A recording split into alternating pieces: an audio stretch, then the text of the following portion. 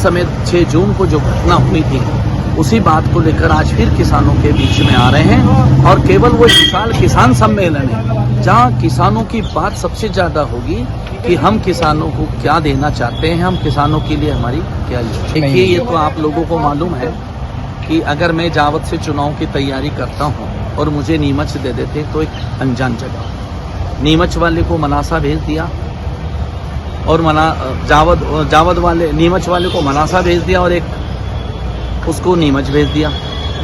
हमारे वहाँ जावरा में एक निर्दलीय उम्मीदवार लड़ लिया, हमारे गरुड़ भानपुरा में सुभाष सोस्तिया जी के सामने एक निर्दलीय लड़ लिया, उज्जैन उत्तर दक्षिण में 2 निर्दलीय लड़ी। मतलब कांग्रेस वहाँ ट्रेंगल में फंस गई। 2 कांग्रेस, एक तो कांग्रेस और एक कांग्रेस का निर्दलीय समर्थन। परिस्थितियां तो अभी भी वही है।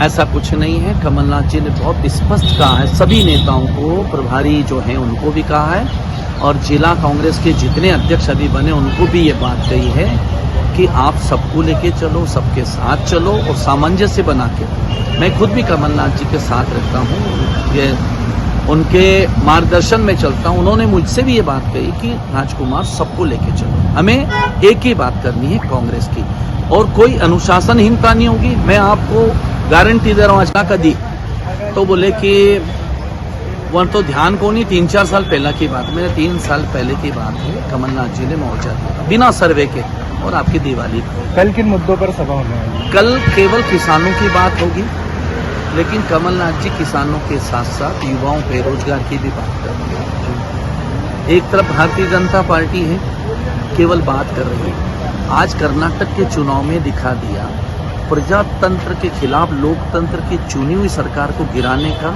सबसे जो उसके रिजल्ट आपने देख लिए कर्नाटक में। आज कांग्रेस का एक वातावरण बना। मैंने कल नव भारत का पढ़ा थे, वहाँ दिल्ली का एक समाचार भी देखा, 55 से 65 सीटें भारतीय जनता पार्टी के। इतनी घबराहट भारतीय जनता पार्टी में। कमलनाथ जी जहाँ जा रहे हैं, चाहे किसान हो, मजदूर हो, गरीब हो, अल्पसंख्यक हो, SC ST सभी वर्ग की बात कर रहे हैं। हम गौ माता की बात कर रहे हैं कि हमने गौशालाएं बनाई थी, 4-4 महीने पैसे नहीं डाल रहे हैं।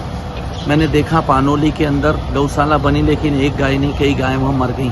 तो कमलनाथ जी एक एक मुद्दे पे बात कर रहे हैं, चाहे वो समाज स्तर पे मीटिंगें कर रहे हैं। तो हमारा सबसे बड़ा मुद्दा है किसानों को हम जब तक सुविधा नहीं देंगे, किसानों के बिजली के बिल, आज की महंगाई के दौर में उनकी उपज के भाव तो कम है, आप लहसुन प्याज के भाव देख रहे हैं, लेकिन उसकी लागत मूल्य ज़्यादा है।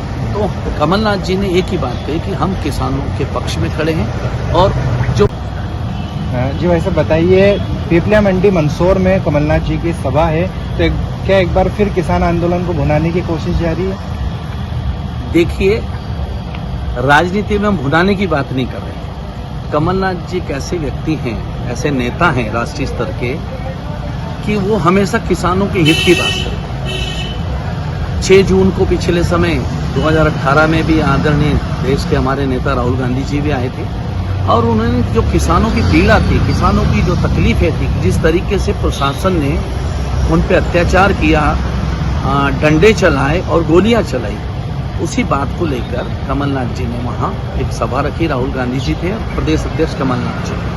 हम हर किसान की लड़ाई को लड़ना चाहते हैं। कांग्रेस पार्टी हमेशा किसानों के साथ, चाहे वो भट्टा परसोल वाली बात हो, राहुल गांधी जी ने उठाई। हम किसानों को उसका अधिकार दिलाना चाहते हैं। हमने बात कही कि किसानों का कर्जा माफ़ करने की बात कही उस समय, और हमने 50,000 किसानों का कर्जा भी माफ़ किया। हमने किसानों को बिजली के बिल भी आदे किए। हमने किसानों को मुआवजा भी दिलाया। 2019 के बाद भारतीय जनता पार्टी की सरकार में आज तक मुआवजा नहीं।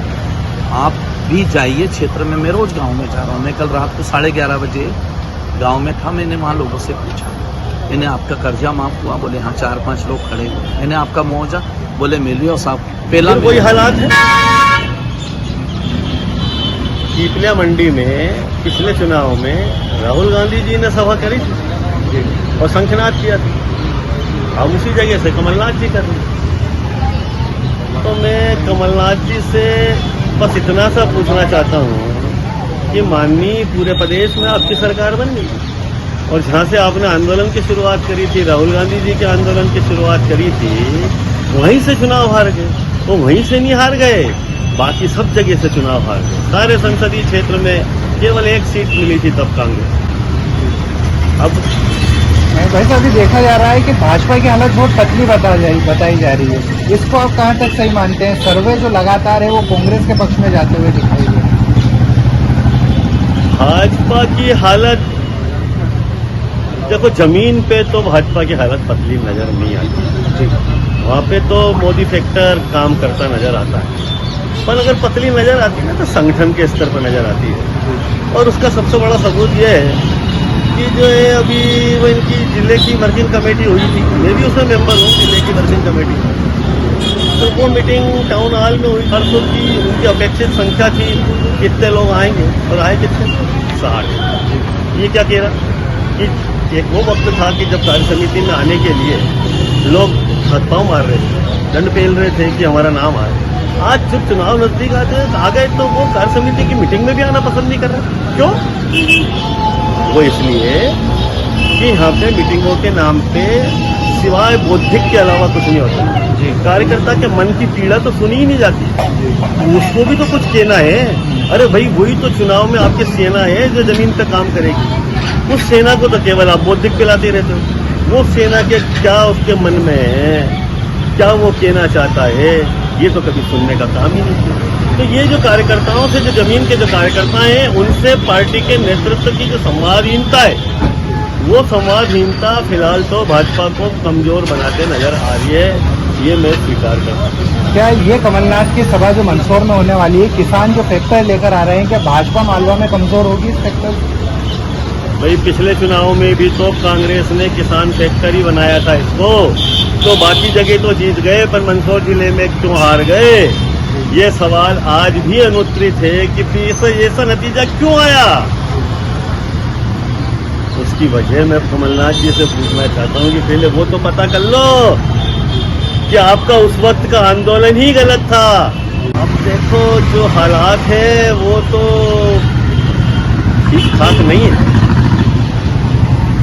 कर्नाटक में 40% का मामला चला था, मुझे तो यहाँ 40% से भी पार करता नजर आ रहा। और ये चीजें जब चलेगी, मतदाताओं के बीच जाएगी, तो उसके क्या रिएक्शन आएंगे, इनमें भी सोचा भी नहीं है। मेरे को तो यहाँ तक बताया गया कि भ्रष्टाचार, ऐसा भ्रष्टाचार तो मैंने मेरी जिंदगी में कभी नहीं सुना कि ऐसा भी होता है। विधायक निधि से मंदिरों को घंटे, घड़ियाल, वाद्य यंत्रों के लिए 50,000 रुपए दिए जाते हैं, और वो वापस 50,000 ले लिए जाते हैं, और उनको 50,000 के बदले में 20,000 के घंटे, घड़ियाल दे दिए जाते हैं। ऐसा भ्रष्टाचार,